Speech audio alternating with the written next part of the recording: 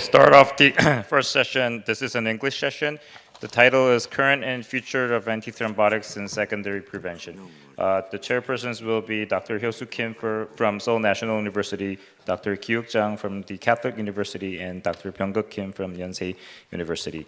Dr. Jang, please. Thank you, Dr. Oh. It's time to open this session of first session of Interquact Symposium 2024. The title of this session is Current and Future of Antithrombotics in Secondary Prevention. I'm Kyuk Jang. My co-chair is Byung-guk Kim from Severance Hospital. We have several panels. Bang Man-won from Daejeon, St. Mary Hospital, Seojeon, and Im Seung-min, Jung Young-hoon, Jo Jung-rae, Chae Cho-rung, Ha Sang-jin. And it's my honor to introduce first speaker, Dr. Jeffrey Ian Weiss. Dr.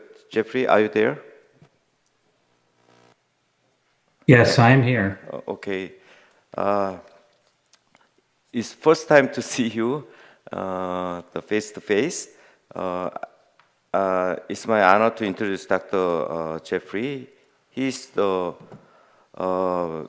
world-renowned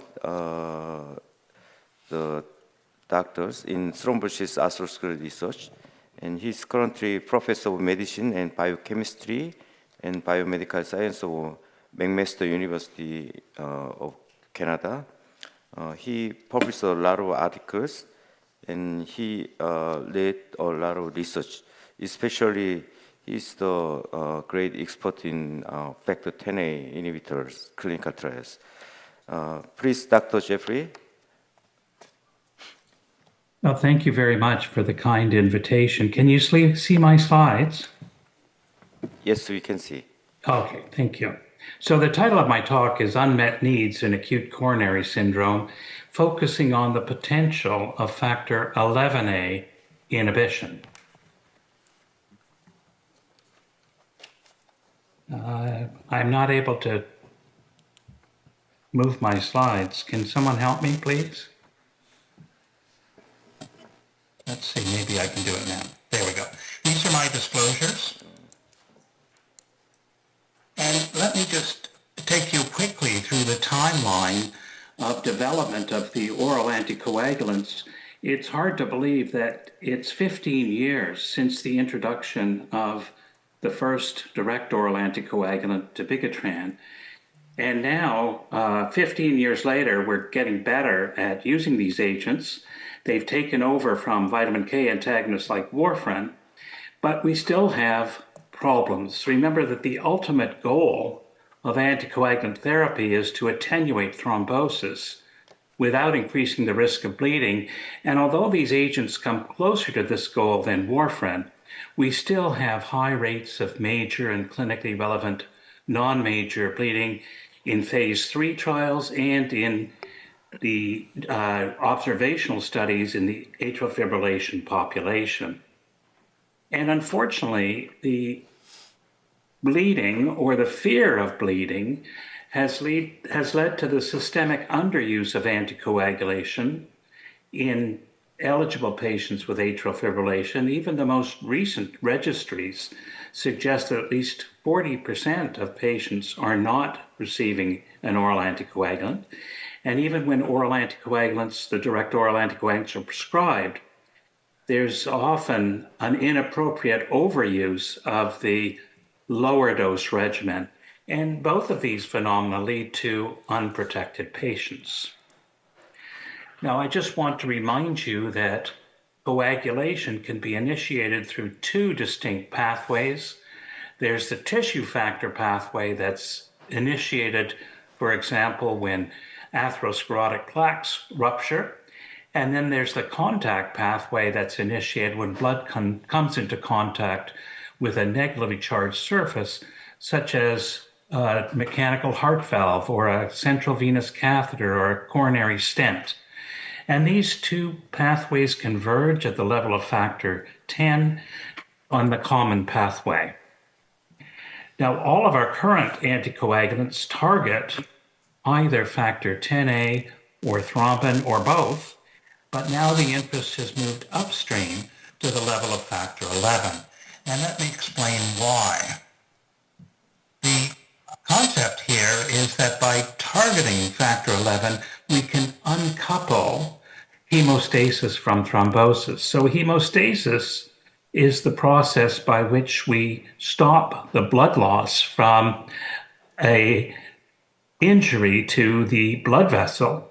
And this is a mostly extravascular event that's triggered by the high concentrations of tissue factor that surround blood vessels, the so-called hemostatic envelope.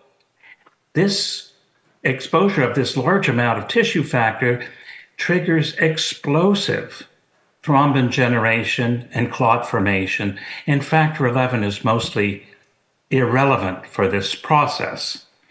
Now compare that with what I show on the right-hand side here, which is thrombosis. This is an intravascular event. Here I show it being triggered by a ruptured atherosclerotic plaque, which exposes a small amount of tissue factor and results in the generation of a small amount of fibrin that quickly covers up the injury site and blocks access of the blood to tissue factor. In order for that clot to grow and to expand to the point where it blocks blood flow, the thrombin feeds back, activates factor 11 to generate more factor 10A and more thrombin. So our current anticoagulants, the direct oral anticoagulants and warfarin for that matter, target the common pathway involving either factor 10A or thrombin or both. And because the common pathway is essential for both thrombosis and hemostasis, these agents inevitably lead to bleeding. In contrast, our factor 11A inhibitors target factor 11A, which is mostly redundant for hemostasis, but essential for clot growth. So in this way, by targeting factor 11, we can uncouple thrombosis from hemostasis and thereby potentially reduce the risk of bleeding.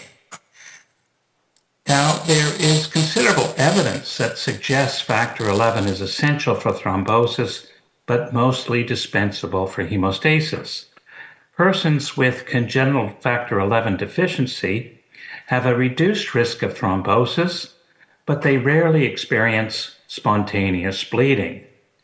Genetic epidemiology studies tell us that the risk of thrombosis is twofold higher in individuals with high factor 11 levels compared with those with normal levels, and lower in those with reduced factor 11 levels.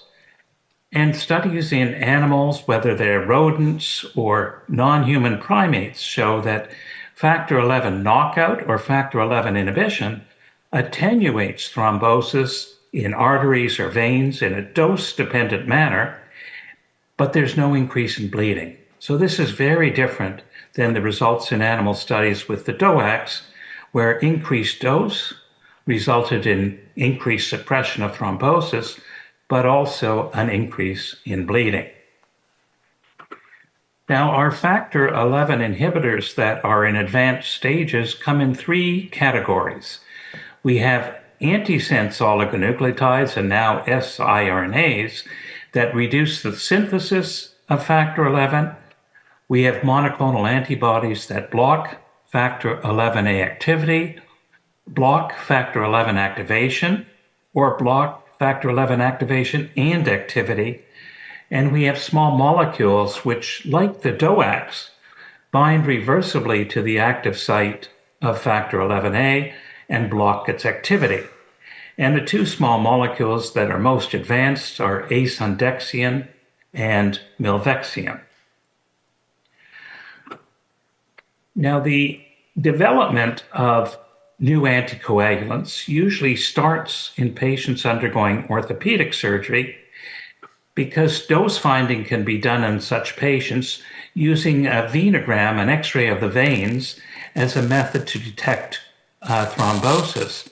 And thereby you can find out what doses of the different anticoagulants reduce the risk of venous thromboembolism after knee arthroplasty compared with the comparator, and the comparator is usually the low molecular weight heparin enoxaparin. And you can see we've had already 4 trials in this indication, 1 with the antisense oligonucleotide, 2 with antibodies, osocimab, which blocks factor 11A, and abelacimab, which blocks factor 11 activation and activity, and 1 with the small molecule milvexian. And in this meta-analysis, you can see that compared with enoxaparin, the factor 11 inhibitors are associated with about a 40% reduction in the risk of postoperative venous thromboembolism and about a 60% reduction in the risk of clinically relevant bleeding, which is the composite of major and clinically relevant non-major bleeding. So this shows the promise of the factor 11 inhibitors to be at least as effective, if not more effective, than currently available agents, and to be associated with a lower risk of bleeding. Now, I've been asked to talk about acute coronary syndrome, and here is a list of the phase 3 trials with factor 11 inhibitors that are currently ongoing. Abelacimab is being studied in 3 indications, or 2 indications, in patients with AF, where it's being compared with placebo in subjects who are considered not to be candidates for currently available oral anticoagulants, and in patients with cancer-associated venous thromboembolism, where abelacimab, which is given subcutaneously once a month, is being compared with apixaban in the ASTRA trial and dalteparin in the Magnolia trial. Asundexian, one of the small molecules, was being compared with apixaban in patients with atrial fibrillation in the Oceanic AF study, and with placebo on top of antiplatelet therapy for secondary prevention in non-cardioembolic stroke in the Oceanic Stroke study. As you all know, the Oceanic AF trial was stopped early because of a lack of efficacy. I'm not going to dwell on that, but I'm happy to answer questions about that in the discussion period.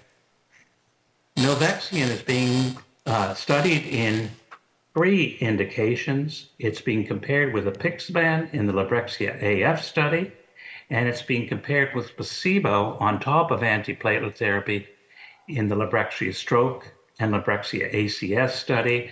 And I'm going to spend some time now talking about the rationale for the Librexia ACS trial. So current guidelines for treating ACS focus on antiplatelet therapies. But despite even dual antiplatelet therapy, even with more potent P2Y12 inhibitors, there's still a high risk of ischemic recurrences, possibly due to persistently increased thrombin generation. So the question comes up, is there a need for more antithrombotic therapy for such patients? We know from the COMPASS trial that in patients with stable coronary artery disease, the addition of low-dose rivaroxaban, that's 2.5 milligrams twice daily, on top of aspirin, reduced the risk of ischemic events by about 25% compared with aspirin alone. However, this regimen increases the risk of bleeding by about 66%, although not life-threatening bleeding. So the problem we have is that antiplatelet therapy alone leaves thrombin generation elevated after acute coronary syndrome, and this elevated thrombin generation can persist for months or years in patients with coronary artery disease. And the antiplatelet agents do not block thrombin generation. Increased thrombin generation is a bad actor because it's associated with an increased risk of recurrent ischemia, and it's also associated with a more than threefold increased risk for cardiovascular death. Now, the problem with the currently available oral anticoagulants is that, like low-dose rivaroxaban, they can reduce thrombin generation, but this reduction comes at an increased risk of bleeding, which prohibits their use. So the risk, when you add an oral anticoagulant to single or dual antiplatelet therapy, the risk of bleeding goes up by about 2 to 3-fold. Now, if we focus on COMPASS and look at vascular events, the addition of low-dose rivaroxaban to aspirin reduced major vascular events in patients with stable coronary artery disease. Remember that after a run-in period, patients in the COMPASS trial were randomized to rivaroxaban plus aspirin, to rivaroxaban alone, or to rivaroxaban or to aspirin alone. And the primary outcome, cardiovascular death, MI, or stroke, was reduced with the combination of rivaroxaban plus aspirin, which led to early termination of the study because of efficacy.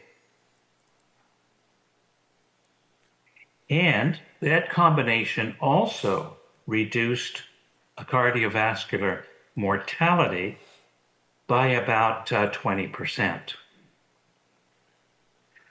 We know from the ATLAS trial that looked at rivaroxaban on top of antiplatelet therapy in patients with an acute coronary syndrome, that again, the combination of rivaroxaban on top of antiplatelet therapy reduce the risk of cardiovascular death, stroke, and MI, again by about 15%.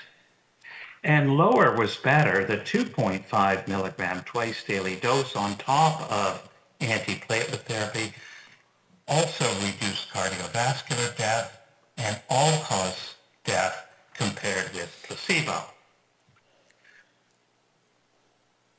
The problem was that that combination also increases the risk of bleeding, and increased bleeding results in an increase in 30-day all-cause mortality and an increase in the 30-day risk of MACE, likely because patients who have bleeding have their antithrombotic therapy stopped and they have recurrent cardiovascular events. So the Librexia ACS study is a phase 3 cardiovascular outcome trial of milvexian versus placebo in patients with acute coronary syndrome. So these are ACS patients post-revascularization in days 1 to 7.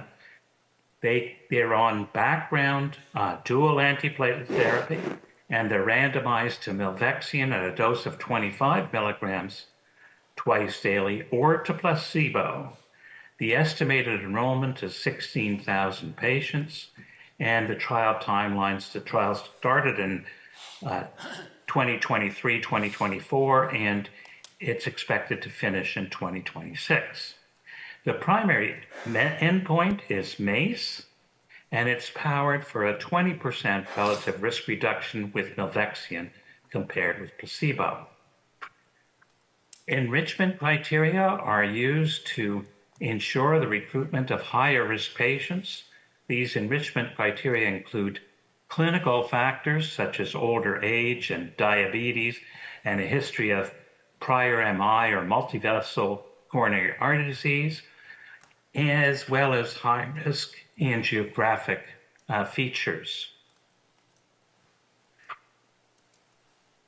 The patients are stratified according to the predefined antiplatelet strategy into those that are going to receive a greater than 90-day course of dual antiplatelet therapy, those who are destined to start with DAPT with de-escalation within 90 days and those who are destined to single antiplatelet therapy alone. In each stratum, patients are randomized to milvexian or to placebo, as I described earlier. So the key takeaways from my presentation are that patients with ACF have a significantly higher risk of recurrent cardiovascular events than those without acute coronary syndrome. Antiplatelet therapies alone are insufficient because thrombin generation remains elevated and bypasses the main effect of the therapies, especially the antiplatelet therapies. Combining antiplatelet agents with current oral anticoagulants is limited because of the increased risk in bleeding, but as I've shown you, factor XI inhibitors may be safer than current oral anticoagulants, and that's what we are testing in the Librexia ACS study. I'll stop there, and I thank you for your attention. Thank you, Jeff Wise, for your comprehensive review of factor Xa inhibition. All discussion will be done after the lectures, so please stay online. Next speaker, Dr. Noksana Meran, is not available this morning, so we are going to move to third speaker, Dr. Chan Jung-kim. Okay, third speaker is Professor Chan Jung-kim from the 의정부 St. Mary Hospital. His talk is about the unmet clinical need in post-PCI, antithrombotics, introduction of RCT in progress. Professor Kim, please. Thank you, Dr. Kim. Thank you, Dr. Chairman, for my introduction. This is my privilege to speak at the Winter Coag this year. My topic today is unmet clinical needs in post-PCI antithrombotics and introduction of RCT in progress.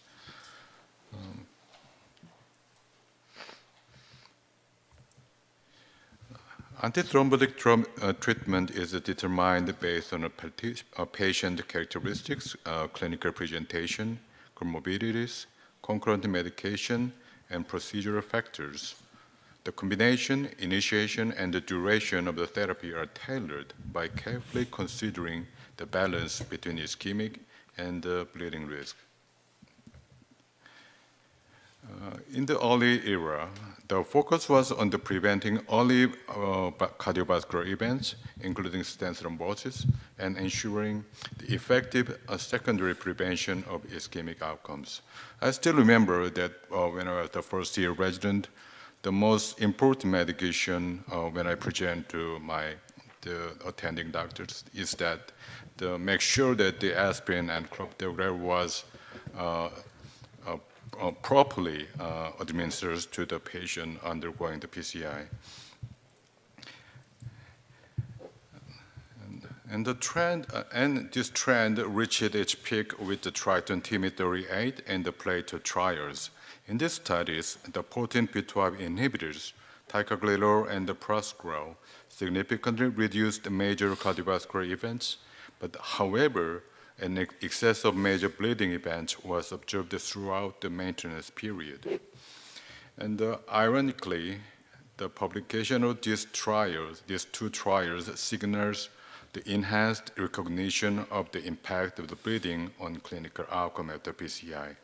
And the more and more data accumulated regarding the impact of the bleeding overall prognosis.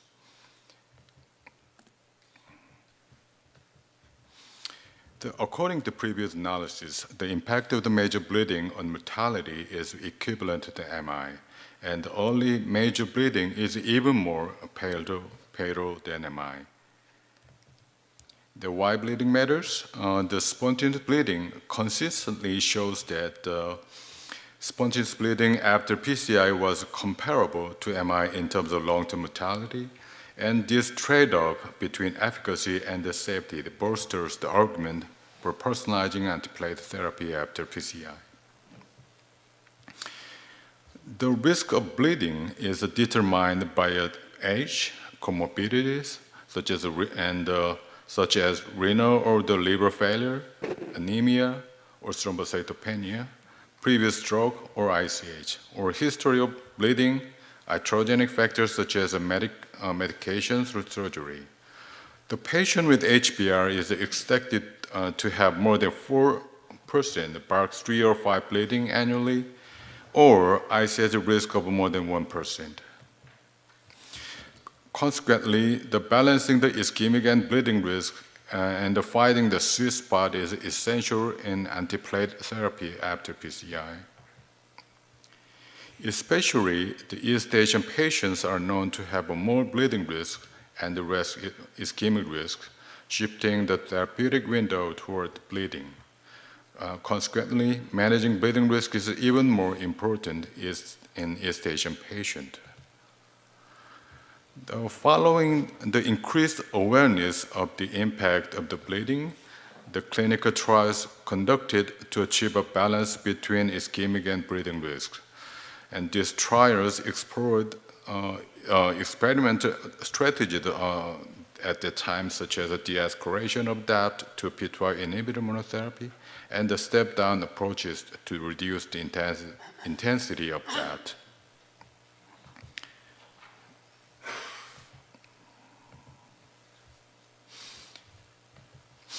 There are three primary strategies for de-escalating antiplatelet therapy: switching, dose reduction, and the discontinuation.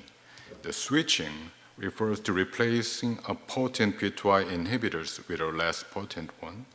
The dose reduction strategy reduces the dose of a potent P2Y inhibitor, while discontinuation refers to stopping either aspirin or the P2Y inhibitors. The global leaders, Twilight, TICO, and TPAS trials are representative studies that employed the de-escalation through discontinuation and continuing with potent P2Y inhibitor monotherapy. Notably, all these trials utilized ticagrelor as the potent P2Y inhibitor, and I'm going to briefly go through some of these trials later. And the STOP-DAPT2, STOP-DAPT-ACS, and Smart Choice trials were representative studies that utilized de-escalation through discontinuation and continuing primarily with clopidogrel. STOP-DAPT2 demonstrated that the non-inferiority of clopidogrel monotherapy in terms of net adverse events. However, the STOP-DAPT-ACS failed to confirm these findings, suggesting that the clopidogrel monotherapy initiated only after ACS may increase the ischemic risk, and maybe we need more potent P2Y inhibitors for this kind of patient. The Twilight, very classic and landmark trial, as previously mentioned, demonstrated that in high-risk patients transitioning to ticagrelor monotherapy after 3 months of DAPT resulted in a 40% reduction in BARC 2, 3, or 5 bleeding events, with no significant difference observed in MACE.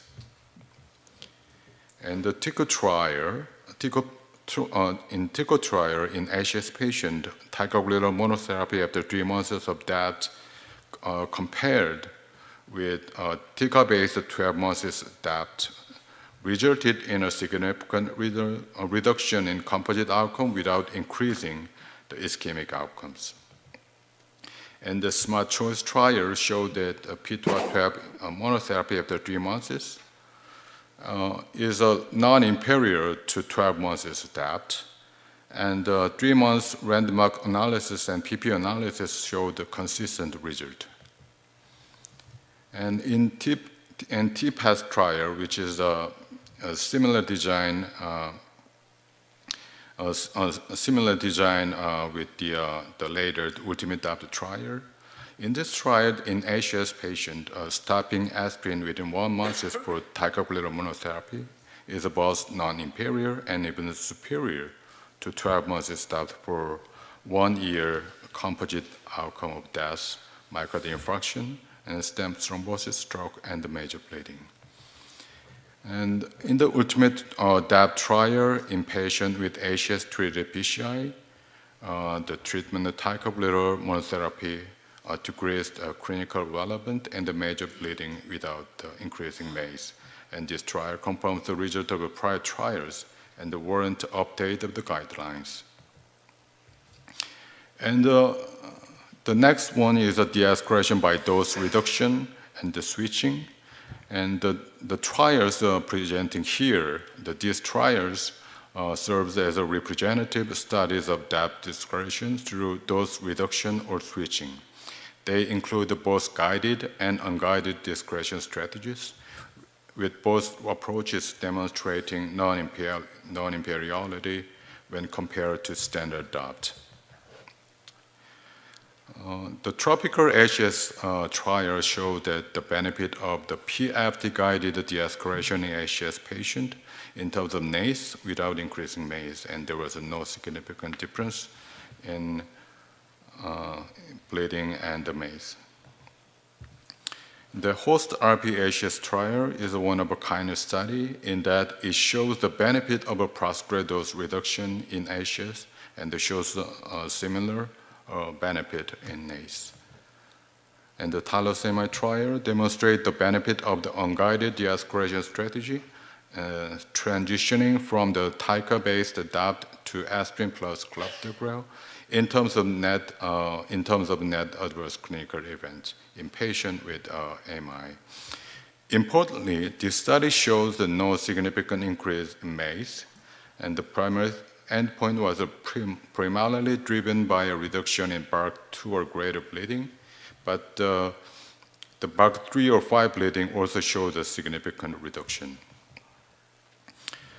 And the MAST DAPT trial is also another landmark trial, and this trial evaluated the benefit of abbreviated DAPT in high bleeding risk patients, and demonstrated that the non-inferiority of the abbreviated DAPT strategy in terms of NACE and the MACE. So with accumulating evidence supporting the benefits of DAPT de-escalation, the recent guidelines recommend the tailoring therapy based on the patient ischemic and the bleeding risk. In patients with CCS who are not at high bleeding risk, the default treated strategy involves the 6 months of that followed by the SET. But for HBR patient, DAPT can be abbreviated to 1 to 3 months, followed by aspirin or clopidogrel-based SAPT. But when aiming to reduce bleeding risk in HBR patient, DAPT can be limited to 1 to 3 months, followed by single antiplatelet therapy, and alternatively, a TICA or prospera-based DAPT regimen can be used for 1 month, followed by a combination of aspirin and clopidogrel. But there is still the gaps in evidence in the current trials. For example, first, what is the optimal time point for DAPT before de-escalation? As we have observed, several trials have proposed a various duration of DAPT prior to de-escalation. However, which of these represent the better or the best strategies?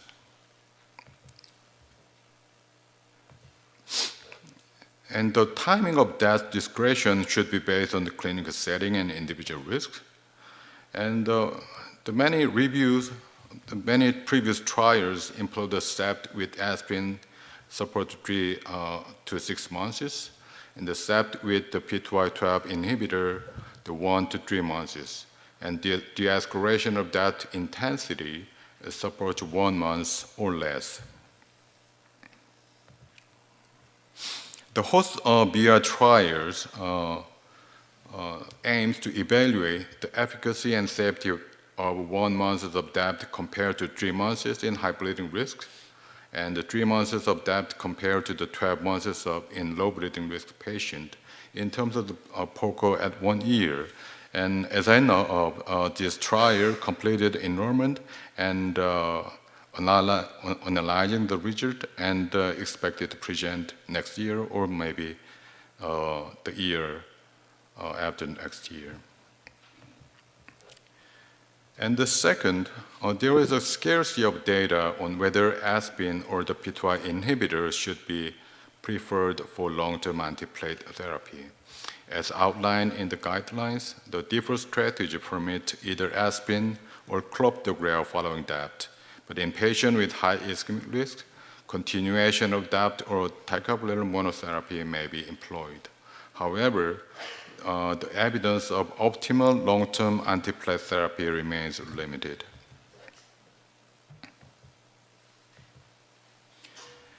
There is only one RCT to address that the question. The holistic jam led by Dr. Hyo-soo Kim exquisitely demonstrated that the clopidogrel was a significantly reduced ischemic and bleeding risk compared to the aspirin.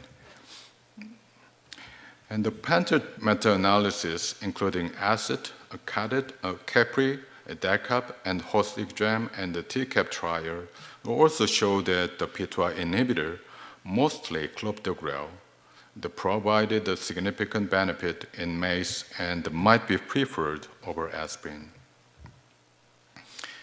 And currently, unpublished the Smart Choice 3 trials compares the aspirin and clopidogrel in high risk of recurrent events after PCI after 6 to 12 months of DAPT.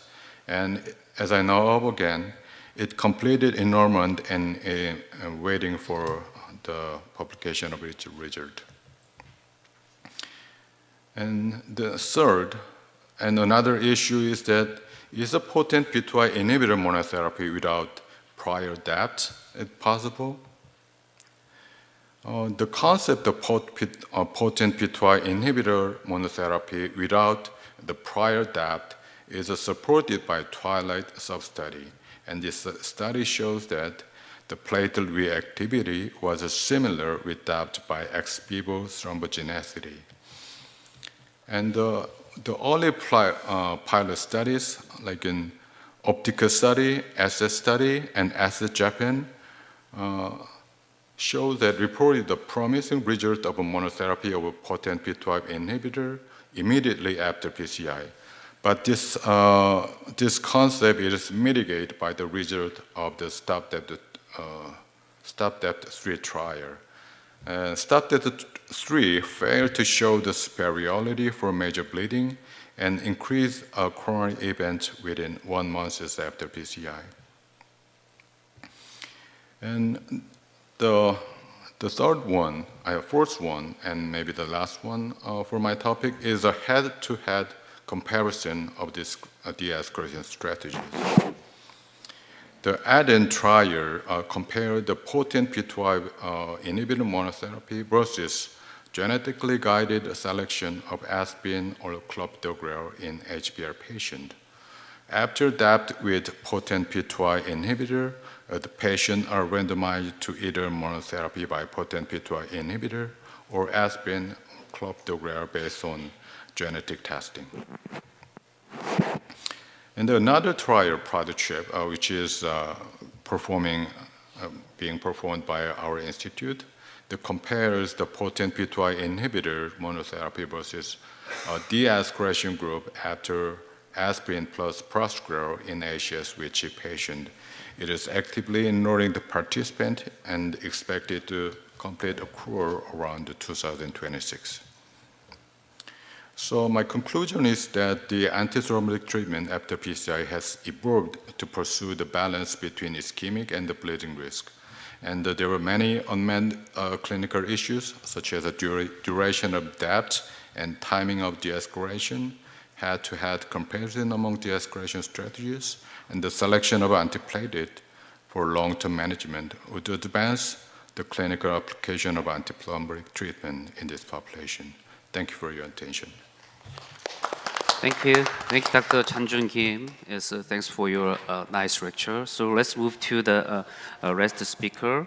This rest speaker is Professor Byung-Hee Hwang from Seoul St. Mary Hospital. His topic is potent P2Y12 inhibitor monotherapy versus standard therapy in ACS patients treated with PCI. Professor Hwang, please. Okay, thank you, Chairman. Actually, Dr. Kim has reviewed almost all my topics, so maybe I can end it briefly. So actually, my topic was ACS patients, but Dr. Kyuk Chang wanted us to talk about product CHIP, so I made a modification to CHIP ACS patients. So complex high-risk indicated PCI patients, you can see one score dramatically increases basis per score. And as you can see, we have to think about ischemic and bleeding risk. And the bleeding events after PCI is important after the 30 days, 1 month, because before 1 month, ischemic event rate usually is more higher than the bleeding event rate.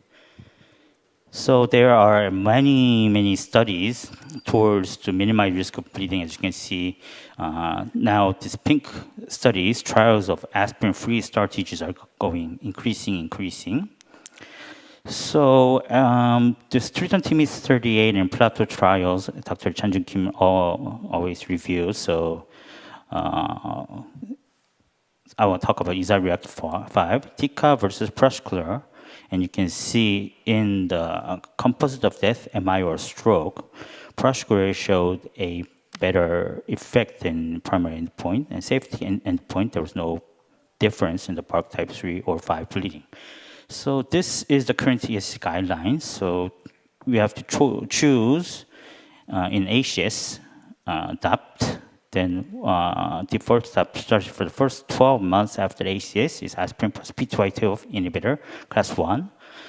But in the ACS Pruscular ticagrelor, proceeding to PCI, Pruscular is maybe better than ticagrelor, class 2A. So there are many strategies for the escalation of antiplatelet therapies. So it can be shortening of DAPT or changing the P2Y12 inhibition by guided or unguided dose reducing. So I'm going to show some meta-analysis of studies because there are many studies regarding this area. One meta-analysis was introduced in 2022. Meta-analysis of 29 studies. This is de-escalation, and this is short DAPT. Short DAPT means removing aspirin, or removing P2Y12 inhibitor. So you can see the favors de-escalation is in the NACE, net adverse clinical events, but bleeding is more favorable to short DAPT. So maybe removing aspirin or P2Y12 inhibitor reduces major bleeding, but it can cause more NACE. There is another network meta-analysis with 32 RCTs with more than 10,000 people for the ACS patients in the 2023. So you can see short DAPT with aspirin, short DAPT with P2Y12 inhibitor, standard DAPT with low dose Pruscular, standard DAPT with Pruscular, standard DAPT with TICA, unguided de-escalation, extended DAPT, guided selection. Very complicated, but in this, there is a P-score. P-score higher means it's better, safer efficacy. So in the MACE, unguided de-escalation and guided selection has the most better MACE. All-cause death is better in the short DAPT group with P2Y12 inhibitor. Cardiovascular death was best in the unguided de-escalator group and the short DAPT P2Y12 inhibitor. And the MI, as you can see, extended DAPT is better in the MI. Stroke, guided selection is better, and extended DAPT is second. In stent thrombosis, as you can almost think about, extended DAPT is the best. And major minor bleeding and more major bleeding has some difficulties, and unguided de-escalation is best in major or minor bleeding, but major bleeding is best in the short stopped group. So this is a little bit different and complicated. But as you can see, like this in the conclusion, switching, dose reduction, discontinuation, switching and reduction as de-escalation, discontinuation as a short stop. You can see there is no significant difference between two, but bleeding has a tendency to better in the shortening of the group, but the MACE is maybe better in the de-escalation or the switch group. And there is another network meta-analysis presented this year. So you can see it's very complicated. 32 RCTs, more than 10,000 people, stopped with aspirin clopidogrel is in the middle as the conventional group. There are very other groups. So as you can see, reference is stopped for 12 months. So high potency stopped means 12 brush square or 12 ticagrelor. MACE is lower, but bleeding is higher, as you can think. High to low potency stopped, tica, brush square, switch to clopidogrel. You can see MACE is better, bleeding is better. So, and then low dose stopped, 5 milli brush square for 12 months, MACE a little bit better, bleeding a little bit better. Short duration stopped, you can see tica 3 months, then tica only, MACE bleeding. So in this chart, you can see stopped 12 months for aspirin clopidogrel as a reference. This is the reference for bleeding. This is the reference for the MACE. You can see tica, brush 12 months, it can reduce MACE, but it causes bleeding. So maybe in this journal, they say high to low potency DAPT 12 months may be the best because bleeding is almost same as the reference and has a lesser MACE. So DAPT 3 for tica is very good for, you can see the bleeding and MACE also increased. But 1 month of clopidogrel is reduced bleeding and it can cause MACE. So this is the part we have to very think about our future strategies. So the current ESH guidelines shows that shortening of 3 or 6 months, de-escalation can be done, and in high bleeding risk, shortening 1 month can be done too. So how about potent P2 active inhibitor monotherapy in CHIP ACS? So as I said before, ESR React 5 subgroup analysis, 84% have had PCI, and you can see there is a significant reduction in pressure group in PCI with ESR React subgroup analysis, but there was no difference in the bleeding. And in the subgroup analysis, there was complex PCI defined as multivessel 3, more than 3 stents, more than 3 lesions, and total cell length over than 60 millimeters. And after removing, you can see complex PCI pressure showed better, but not significant. In the non-complex PCI group, was very showed significant reduction in the pressure group. Bleeding, both groups did not have any difference between tica and pressure. And in the Prometheus study, there was a about 48.9 complex and 51% non-complex PCIs. But in the complex, non-complex, red is the complex PCI. You can see in the 90 days and the 1 year, even in the 90 days, death favors pressure. In the 1 year, MACE death showed favor to pressure. Bleeding, both groups did not really had a difference. Aspirin actually, like in this both groups, you can see there has a little additional inhibition of platelet aggregation in the presence of P2Y12 inhibitors. And as Dr. Chan-Jun Kim reviewed before, Smart Choice trial showed non-inferior composite endpoint of 3 months stopped. Bleeding was lower. And the stopped up to date trial, it showed a primary endpoint, major secondary codification, no difference between 1 or 2 months stopped and 12 months stopped, but there was a very lower major secondary bleeding endpoint. But as you can see,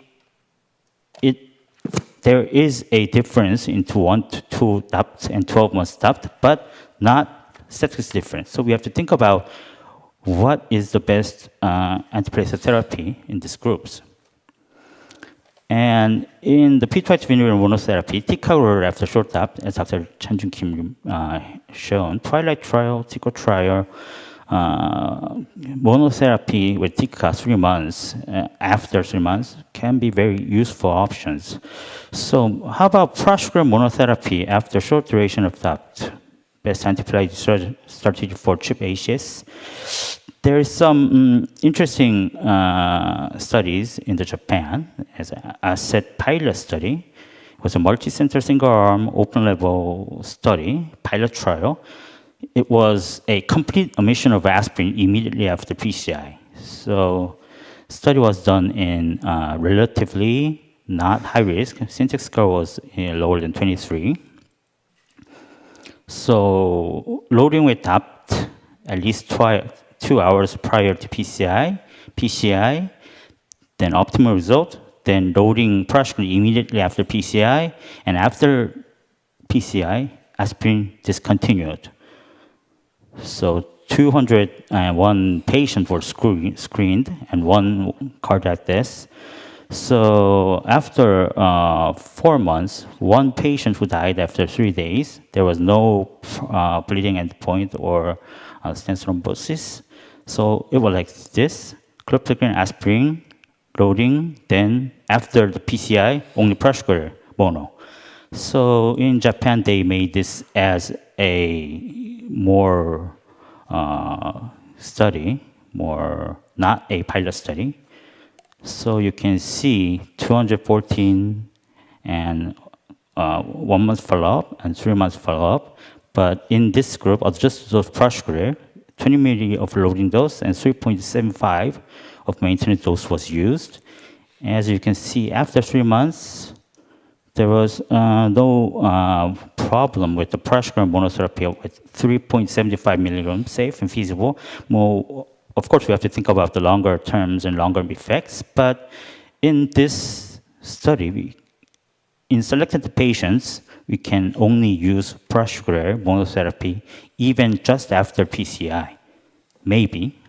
So this is the future prospects of this study group doing. Maybe prasugrel maintenance dose after day 1 of PCI as 1 year follow-up. So this is Prado-CHIP as we are doing. We are using aspirin prasugrel for 1 month, and with patients without major ischemic or bleeding events, randomized in the 1 month, and we are going to do de-escalation group, aspirin clopidogrel, and a potent P2Y12 monotherapy group as prasugrel. So we are doing this 1-to-1 randomized trial as inclusion criteria is like this. So ACS with CHIP patients definition like this. So 2,000 people we are trying to enroll. 394 patients has been randomized. And status left main 60 cases, OS 42. There's a long region too much, so we're concerning about this long regions. So this is how it has been done. Actually, this is my last slide. So I think there are many things about using antiplatelet PCI. So we have to do studies, but personalization of antiplatelet PCIs is important.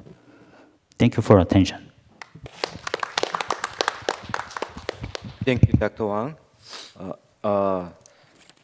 I give special thanks to Dr. Jeff Weiss for staying long time online. So it's time to discuss all three lectures. So please feel free give questions. Dr. Jeffrey, can you hear me? We cannot hear you. Yes, I can hear you. Okay. Thank you for the excellent presentation. As you know well, because of low bleeding risk compared with the DOAC, factor 11A inhibitor may play a more important role than DOACs. In some coronary artery disease patients, such as high bleeding risk or especially East Asian people, would you tell us your opinion or future perspective? Yeah, I think you heard the two talks after mine stressing the importance of balancing the bleeding risk after PCI with the risk of ischemic events and tailoring the antiplatelet regimen accordingly.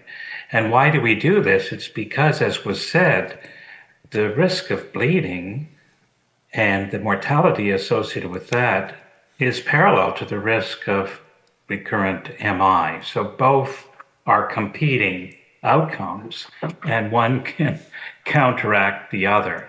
So if we can better suppress coagulation at the site of plaque disruption with dual pathway inhibition with antiplatelet agents plus an anticoagulant, then, and we can do it more safely than we saw with Compass or Atlas, then we may get around this problem with the balance. And we can not need to give more potent antiplatelet agents, perhaps because no matter which antiplatelet strategy we use, we still don't suppress thrombin generation. So for those who are at high risk for ischemia, it may be better to use dual pathway inhibition than to use even a potent P2Y12 inhibitor with or without aspirin. Dr. Jeff, I think in terms of the role of factor 11A inhibitor in CAD patients, we need to wait more the result ongoing the clinical trials, because most factor 11A inhibitor trials focused on the AFib or venous thrombosis, something like that. We need more data. Okay, my question is that about factor 11A inhibitor in ESRD patient, end-stage renal disease patients. ESRD patients has higher ischemic and bleeding risk simultaneously. However, in many DOAC or NOAC trials, ESRD patients were excluded. So now the NOAC or DOAC has not indication for ESRD patients. Now my question is that, how is the factor 11A inhibitor in ESRD patients? Is it effective or safe in ESRD? Well, I think, as you said earlier, we don't know yet, right? We don't know how a factor 11 inhibitor is going to work in the setting of either ACS or secondary stroke prevention in non-cardioembolic stroke, where we're giving it on top of antiplatelet therapy. That's the purpose of these two trials. But we know that from the DOACs, like the elder care, for example, in patients with atrial fibrillation, even a low dose of edoxaban was better than placebo for prevention of stroke. Now, will the same thing be true with a factor 11 inhibitor, where we don't have to worry about the low dosing because it's safer? I think we do have to worry about the low dosing when we're giving on top of antiplatelet therapy. That's why for the milvexian Librexia program, the dose of milvexian that was chosen to be used on top of antiplatelet therapy is 25 milligrams twice a day, whereas the dose of milvexian head-to-head with apixaban is 4-fold higher at 100 milligrams twice a day. You need a higher dose when you're going head-to-head with an active comparator than when you're going on top of antiplatelet therapy to use for dual pathway inhibition. So less might be more in that setting. Thank you, Dr. Jeff. I really appreciate your wonderful lecture. My question is, I'm totally agree with your comment for the high level of thrombin generations in ACS patient. But to maximize the clinical benefit of anticoagulation use in ACS is to find the realistic high thrombogenic milieu in ACS patient. So do you have any idea to select the high thrombogenic milieu patient using assays or some scoring system? Do you have any ideas and any data? I mean, no, the idea would be in the Librexia ACS study, the study is being enriched with clinical and angiographic criteria to try and select the ACS patient who's at risk for recurrent ischemic events. And some of these patients, of course, are also going to be at risk for bleeding because they're getting different antiplatelet strategies, mostly dual antiplatelet therapy, at least to start. So I agree it would be nice to have a bedside test like the Verify Now, for example, where we could identify those who have elevated thrombin generation and target those patients. But we don't have that. But I think in general, what we're learning is that it's not the index event that's the problem with recurrent ischemic events. It's the fact that we treat the index event, or you treat the index event as cardiologists, with PCI and stents and so on, and the stents are better and the techniques are better, but there are other lesions in the coronaries or in other vessels that are prone to disruption, and that triggers disruption and thrombin generation and recurrent events. So it's not just the index event, it's all the other abnormal vessels that are causing the problem. Thank you. Dr. White, I have two questions actually. One question is that from the practical standpoint, many cardiologists still think that the aspirin plus potent P2Y12 inhibitors, prasugrel or ticagrelor, are enough for treating ACS patients. So when we think about adding factor 11A inhibitor on top of that, we need to persuade the patient that it will do much better than just using that. So this is my first question. Do you have any idea of? No, I think you raise a very important point, and I think it's the fact of adding on is even a barrier to the use of the low-dose rivaroxaban regimen in patients who had prior CAD, and trying to get them to switch from single antiplatelet therapy to antiplatelet therapy plus rivaroxaban is difficult. But I think the beauty of the Librexia ACS design, we don't know the results, but the beauty is it lets the cardiologist pick the antiplatelet strategy that they want. They can take a prolonged course of DAPT with or without de-escalation in the potency. They can take a shorter course of DAPT, or they can choose to use single antiplatelet right from the get-go, even if that single antiplatelet agent is a P2Y12 inhibitor, as was mentioned in some of the strategies. So this will be looked at against placebo in all those different strategies. And it's interesting, we're early on in the trial, but I would have thought, based on the second two presentations, that more of the patients entered in this trial would have the shorter courses of DAPT and either go on to single antiplatelet therapy with a P2Y12 inhibitor or maybe de-escalation. But it turns out, so far, most of the patients going into the trial are getting extended adapt. Now, that might be because, clinicians are choosing the lower risk patients, even though we tried to enrich. But I think as they get more comfortable, we're hoping that they will choose different strategies so that we can see how factor XIa inhibition fares on top of any of the strategies that you mentioned. Okay.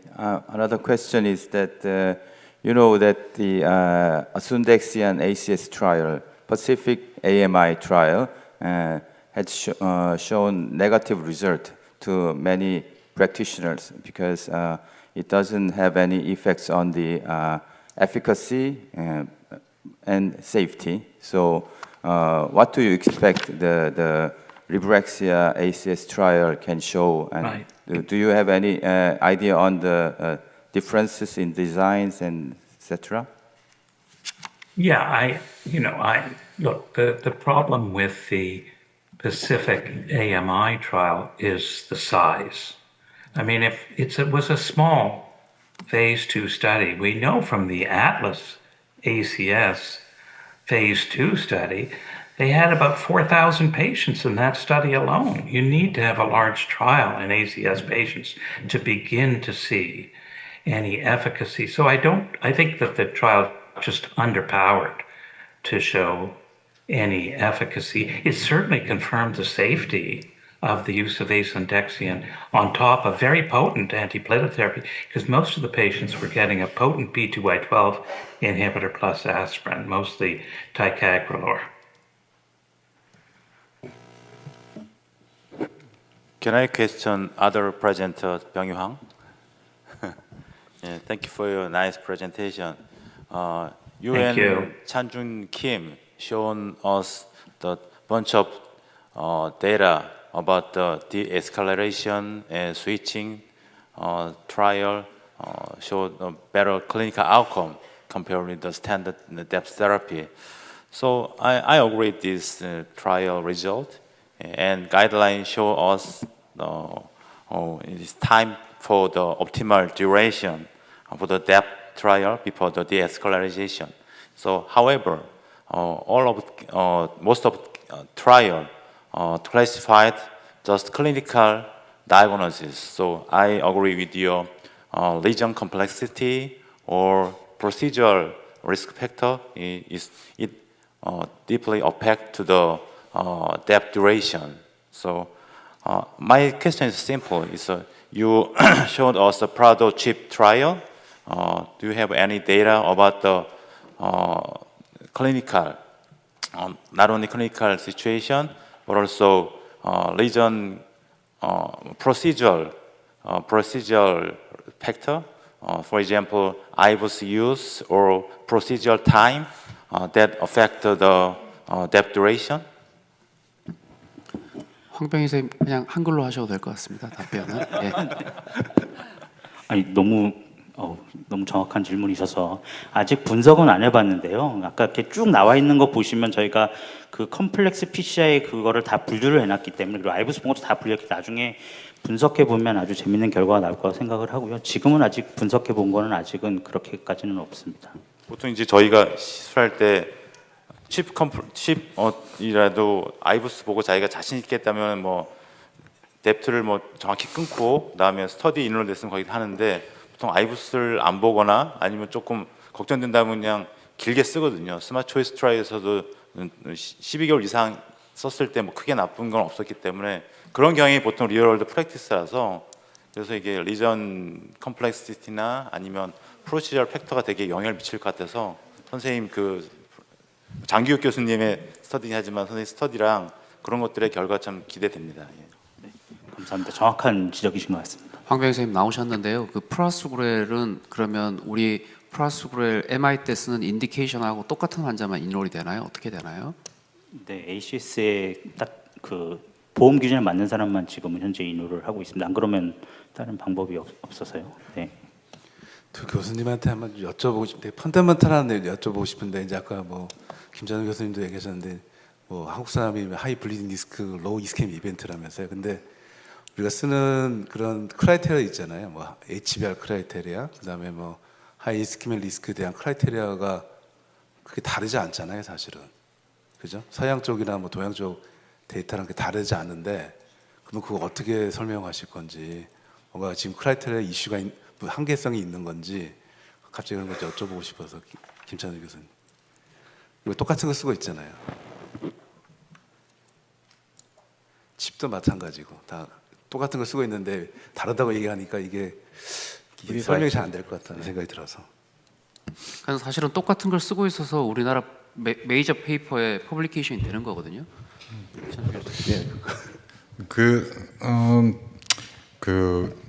교수님도 이제 한번 언급을 하신 적이 있지만 이제 그게 정말 이제 RCT로 증명이 된 건 아니지만 그 이스트 에이시안 패러독스라는 그런 개념이 사실은 그 유령이라고 해야 될지 아니면 계속 이제 적어도 이제 그 가이드라인이나 아니면 리뷰나 그런 저널에서 보면 꼭 그런 얘기가 나오고 있습니다. 그래서 정확하게 레퍼런스에 대한 언급은 하지는 않지만 꼭 그 이스트 에이시안 패러독스에 대한 언급이 있고요. 그리고 또 한 가지는 사실은 그 동안에 이런 트라이얼을 평가하는 그런 리뷰나 아니면은 비어 포인트 같은 거를 이제 좀 보면은 한 가지씩 언급하는 게 저희가 말씀드린 호스트 RPCS나 아니면 있고 저희 그리고 탈로스 MI 트라이얼 같은 경우 모두 이스케믹 엔드 포인트에서 항상 로우 파워가 나옵니다. 예상했던 것보다 이벤트가 적었기 때문에 그게 로우 파워가 되고 그렇기 때문에 실제적으로 이거를 모두 다 가이드라인을 몽땅 적용을 해가지고 그때 웨스트 코케이시안들한테 적용하기에 좀 주저하는 그런 경향이 있는 것으로 생각이 되고요. 그리고 그런 의미에서 제 생각에도 꼭 한 가지씩 코멘트가 나오는 게 이제 서양에서도 그 네이처 메디슨 리뷰에서 한번 나온 얘기긴 한데 앞으로 나와야 될 새로운 클리니컬 트라이얼들이 과연 이스트 에이시안에서 나오는 클리니컬 데이터보다 더 로버스트한 데이터가 이제 필요하다 그런 코멘트가 있었습니다. 그래서 제 생각에는 이런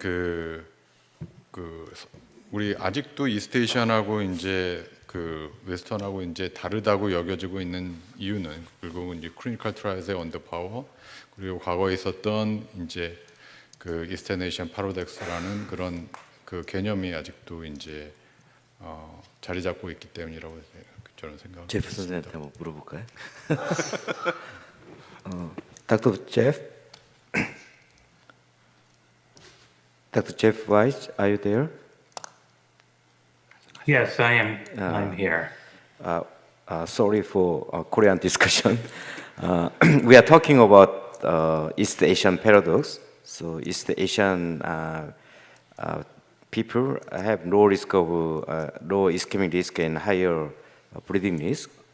But the now world is rapidly becoming one. So what do you think about East Asian paradox? Is real existence or just the diet or lifestyle contribute to East Asian paradox?